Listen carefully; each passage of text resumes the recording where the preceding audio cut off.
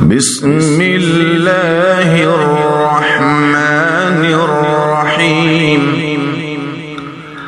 वक़ुरआनन फ़रक़नाहु लितक़रअहु अलन्नासि अला मुक्थिन वनज़्ज़लनाहु तंज़ीला। नहमदुहु व नुसल्ली अला रसूलिहिल करीम। अम्मा बअद, अऊज़ु बिल्लाहि मिनश शैतानिर रजीम। बिस्मिल्लाहिर रहमानिर रहीम। वलक़द यस्सरनल क़ुरआन लिद्दिक्र फ़हल मिन मुद्दकिर। सदक़ल्लाहु मौलानल अज़ीम।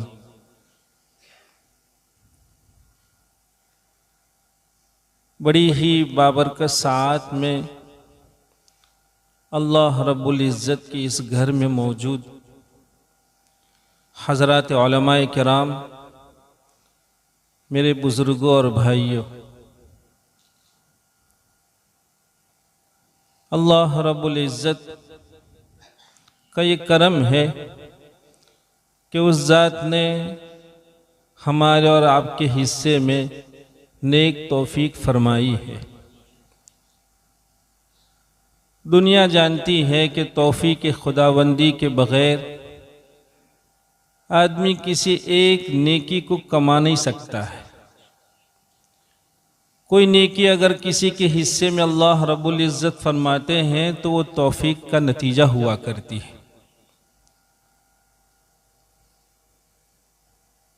अल्लाह के वो बंदे जिन्होंने ऐसी नेक दरसगाहों को वजूद दिया, उसके लिए अपने गाढ़े पसीने की कमाई को फारिग फरमाया, इदारे में काम करने वाले खिदमत गुजार लोगों को मोहब्बत की निगाहों से देखा, जिसके नतीजे में ये नेक सिलसिला यहाँ जारी हुआ कि उस सिलसिले की एक कड़ी जिसमें आज हमारे चंद नेक दिल बासादत बच्चे अल्लाह के कलाम के हिफ्ज़ की तकमील फरमा रहे हैं। ये सुनहरा मौका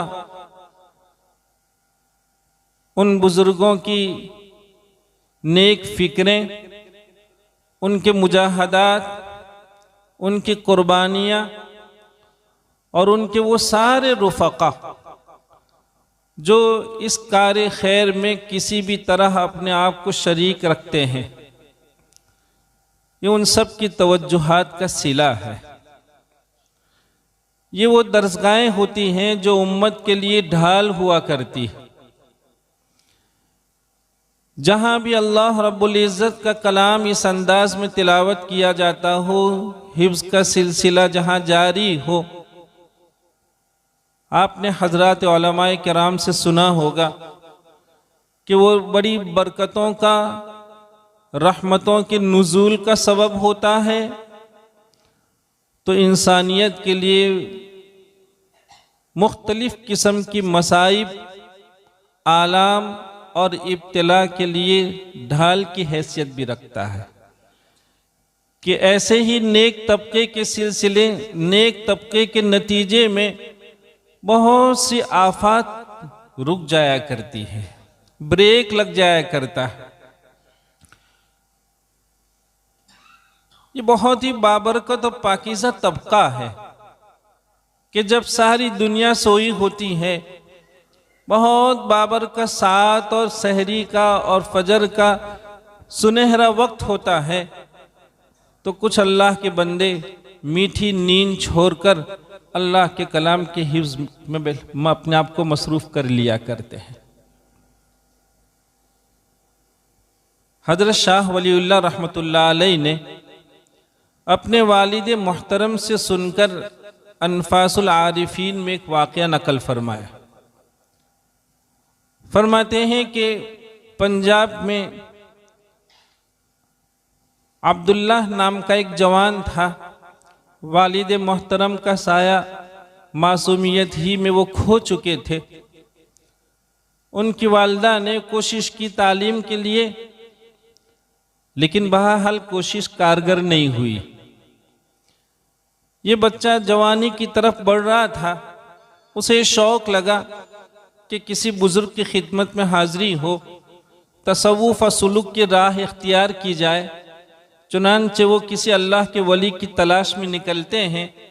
देखा कि एक वीराना है, गैर आबाद जगह है, वहाँ एक मस्जिद है, वहाँ कुछ लोग जमा हैं। ये जवान वहाँ पहुँचता है और कहा, भाई अल्लाह की इस वली से हमें मुलाकात करनी है। पहुँचे, मुलाकात करने पर अपने मकसद का इजहार फरमाते हुए कहा कि मैं सुलूक के शौक से यहाँ हाजिर हुआ हूँ, बैत होना चाहता हूँ। वहाँ तो दर्जे हिफ्ज़ जारी था। एक मुदर्रिस थे और उनके कुछ बच्चे थे जो उनसे हिफ्ज़ कर रहे थे। उन्होंने कहा, भाई बैत व इरशाद ये तो बड़े लोगों का काम है, मैं तो ये चंद बच्चे हैं जिनको रोज़ाना हिफ्ज़ कराता हूँ। अगर तुम्हारी तबीयत चाहती हो तो इनके ज़ुमरे में तुम भी शरीक हो जाओ।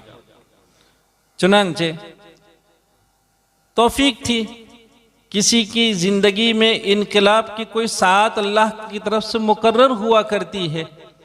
ये बात उनके दिल को लग गई और वो उन बच्चों के साथ हिफ्ज़ शुरू कर दिए। एक मौका आता है कि हिफ्ज़ उनका मुकम्मल हो गया। उस्ताद मोहतरम से उनको इतना लगाव हो गया कि वो उनके दर पर पड़े रहे। फिर एक सिलसिला ऐसा शुरू हुआ कि रोज़ाना फजर की नमाज के बाद, इशराक के बाद उस्ताद कभी दौर सुनाते तो कभी शागिर्द दौर सुनाते। कभी उस्ताद पढ़ते शागिर्द सुनते, कभी शागिर्द पढ़ते उस्ताद सुनते। दोनों के दरमियान दौर और मुदारसत का सिलसिला जारी हुआ। लिखा है हजरत शाह वलीउल्लाह रहमतुल्लाह अलैह ने कि एक रोज उस्ताद बिल्कुल डूब कर बहुत इश्क के साथ कुरान करीम को आंखें बंद करके तिलावत फरमा रहे थे। शागिर्द ने देखा कि दूर से एक सफेद पोश, साफ सुथरे कपड़ों में मलबूस, नूरानी चेहरों के मालिक और हामिल कुछ लोग हैं जो आ रहे हैं। एक जमात आ रही है। जैसे जैसे वो जमात करीब हो रही थी, शागिर्द बयान कर रहे हैं कि उनकी अजमतें, उनकी हुर्मतें और उनके चेहरों की नूरानियत ये मुझे इजाजत नहीं दे रही थी कि हम बैठे रहें। बार बार तबीयत खड़े होने को चाह रही थी उनके इस्तिकबाल को, लेकिन कुरान करीम के अजमत की वजह से हम बैठे रहे। वो जमात करीब आ गई। कुछ देर तक उस्ताद के कुरान करीम को जमात ने सुना और सुनने के बाद जाते जाते मीरे कारवां ये कहता गया, बारकल्लाह अद्दैत हक़्क़ल कुरान। बहुत मुबारक हो, अल्लाह ताला खूब बरकतों से नवाजे, आपने कुरान करीम का हक अदा कर दिया। कुरान करीम जिन मोहब्बतों के साथ और जिस इश्क में डूब कर तिलावत करना चाहिए और उसके अल्फाज को जिस अंदाज में तलफ़ुज़ किया जाना चाहिए, आपने तिलावत के उन सारे आदाब और हुकूक का लिहाज करते हुए कुरान करीम को तिलावत किया। ये अपना रिमार्क और तासुर पेश करते हुए वो जमात चल दी। उस्ताद ने सुना, जब किरात ख़त्म की तो अपने शागिर्द से पूछा, भाई कौन लोग थे?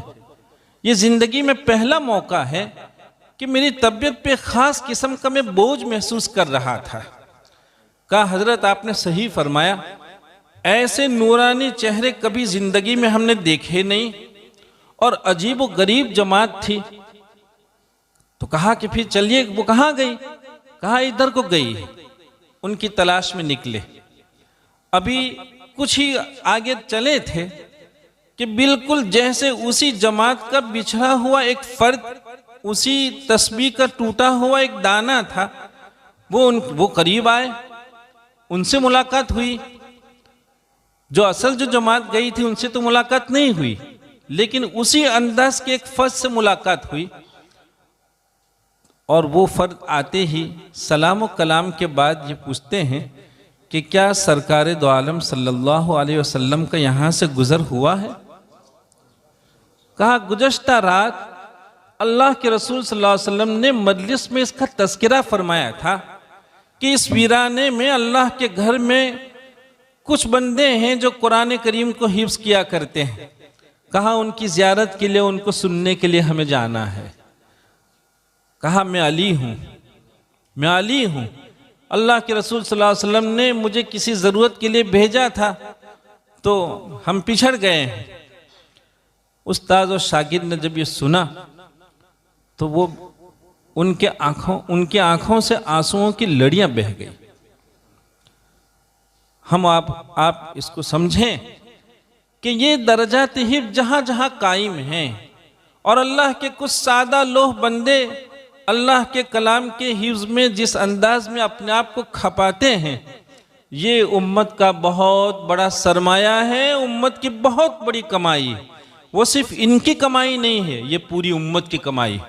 दुनिया जानती है कि कुरान करीम सिर्फ एक किताब नहीं है जो अल्लाह की तरफ से इसका नुज़ूल हुआ है। उम्म साबक़ा के लिए भी कितने सहीफ़े और कितनी किताबें नाजिल हुई। हज़रत इदरीस अलैहिस्सलाम के यहाँ 30 सहीफ़े आए थे। जानता है कोई 30 सहीफ़े? किसी को कुछ मालूम नहीं है। लिखा है लोगों ने कि 30 सहीफ़ों में से सिर्फ 1.5 लाइन, 1.5 सतर, और वो भी अल्लाह के रसूल सल्लल्लाहु अलैहि वसल्लम की आमद की पेशनगोई से मुताल्लिक उसका तज़किरा इंजील में मिलता है। वरना हज़रत इदरीस अलैहिस्सलाम के नाम अल्लाह रब्बुल इज़्ज़त की तरफ से कुरान करीम की तरह 30 सहीफ़ों का नुज़ूल हुआ था, लेकिन वो कहाँ गए किसी को कुछ मालूम नहीं। हज़रत इब्राहीम अलैहिस्सलाम के यहाँ 10 सहीफ़े आए, हज़रत मूसा अलैहिस्सलाम के यहाँ 5 सहीफ़े आए, जिन 5 सहीफ़ों के मजमुए को तौरात कहा जाता है। लेकिन दुनिया जानती है कि तौरात के साथ क्या हुआ, इंजील के साथ क्या हुआ। ये उम्मत जो इस वक्त फ़ख्र करती है, अपना इम्तियाज़ समझती है और इसका जो सर ऊंचा उम्मत बतला रही है, वो किसकी बुनियाद पर? वो ऐसे दिल जले असातिज़ा किराम की बुनियाद पर, जो इन बच्चों के साथ बहुत पित्तामारी के साथ और अपने आप को कितना खपा कर और कितनी तलखियों को बर्दाश्त करके ऐसे नेक सिलसिलों को जारी की हुई है। अल्लाह ताला इनको हमारी तरफ से बहुत जज़ाए खैर अता फरमाए और हमें अल्लाह ताला इसकी सही कदरदानी की तौफीक अता फरमाए। मेरे भाइयों, कोई लंबी गुफ्तगू नहीं करनी है। इमाम अबुल कासिम हुज़ली रहमतुल्लाह अलैह ने इस तबके की अहमियत, इसकी अज़मत को बयान करते हुए एक अजीब बात नकल फरमाई। फरमाते हैं कि अल्लाह रब्बुल इज़्ज़त के सामने एक मर्तबा आसमान और ज़मीन के दरमियान मुफाखरत की बहस हुई। ज़मीन कह रही है कि हमारी फजीलत है, हम अफजल हैं। आसमान कह रहा है कि नहीं, हम अफजल हैं। दोनों में अफजलियत के बाब में ये बहस शुरू हुई। अल्लाह रब्बुल इज़्ज़त की मौजूदगी में दोनों बहस फरमाए। आसमान अपनी फजीलत में ये कह रहा है, क्या ज़मीन तू बतला, तेरे पास अर्श है? जाहिर बात है कि ज़मीन के पास अर्श तो नहीं है। क्या कुर्सी तेरे पास है? क्या कुर्सी भी नहीं है। कहा अर्श के उठाने वाले हामिलीन अर्श जो फरिश्ते हैं मुअज़्ज़ज़ अल्लाह ताला के, वो फरिश्ते तुम्हारे पास हैं? कहा वो भी हमारे पास नहीं है। तो कहा ये कोई इनमें की कोई चीज़ तुझ पर तेरे पास नहीं है, लिहाजा मेरा फजल साबित हो गया है। ज़मीन सुनती रही और सुनने के बाद ये कहा कि हाँ आसमान ये सब तेरे पास है, लेकिन तुम्हें मालूम होना चाहिए कि मेरे पास एक ऐसी चीज़ है जो तेरे यहाँ बिल्कुल नहीं है। कहा वो क्या है? कहा कि मेरे पेट में इन हामिलीन कुरान की पसलियाँ महफूज हैं। कहा हामिलीन कुरान, हुफ़्फ़ाज़ कुरान जब दफन किए जाते हैं तो उन हुफ़्फ़ाज़ कुरान की पसलियाँ मेरे पास मौजूद है। क्या तुम्हारे पास हामिलीन कुरान की पसलियां हैं? कहा ना, वो नहीं है। अल्लाह रब्बुल इज़्ज़त ने ज़मीन के इस एक जवाब को सुनकर ये फरमाया कि ज़मीन तुझको आसमान पर फजीलत हासिल है। ये किसकी बुनियाद पर फजीलत हासिल हुई? और उम्मत जो अब कुरान करीम की हिफाजत पर आज दूसरी उम्म पर फ़ख्र कर रही है, वो किसकी बुनियाद पर है? वो ऐसे ही छोटी छोटी दरसगाहें हैं। लगता ऐसा है जैसे मामूली दरसगाह है, यहाँ कुछ बच्चे हैं जो हिफ्ज़ कर रहे हैं। यह हमारा आपका अलमिया है कि हमने आपने अगर किसी को बहुत मुतमव्विल पाया, बहुत मालदार पाया, तो बहुत फ़ख्र के साथ वो अपनी मालदारी को बयान करता है। लेकिन एक हामिल कुरान है, एक हाफिज़ कुरान है, हाफिज़ का खुद भी अलमिया है और लोगों की आंखें भी कोताह हैं कि वो मालदारों से वो वलक़द आतैनाका सबअम मिनल मसानी वल कुरान अज़ीम ला तमुद्दन्ना ऐनैका इला मा मत्तअना बिही।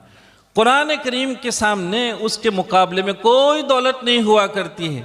ये सारी दौलतें दुनिया में, हर दुनिया के जितने भी लोग हैं, बेशक दुनिया ज़रूरी है, खूब कमाना चाहिए, खैर की नीयत से कमाना चाहिए, लेकिन ये सारी चीज़ें हैं, जब आदमी इस दुनिया से जाता है तो यहीं छोड़ के जाता है। ये वो दौलत है कि दुनिया में भी इससे इज़्ज़त मिलती है और इंशाअल्लाह आखिरत में भी इसी से सुरखुरी नसीब होने वाली है। अल्लाह ताला बहुत मुबारक फरमाए हमारे इन बच्चों को भी, इनके औलिया को भी, इनके असातिज़ा किराम को भी, और अल्लाह ताला हमें इनको हुर्मत की निगाहों से देखने की तौफीक अता फरमाए। इसको हमें और आपको सभी को अपने लिए बाइस फ़ख्र ख्याल करने की तौफीक से अल्लाह ताला हम सबको नवाज़े। व आखिर दावाना अनिल हम्दुलिल्लाहि रब्बिल आलमीन।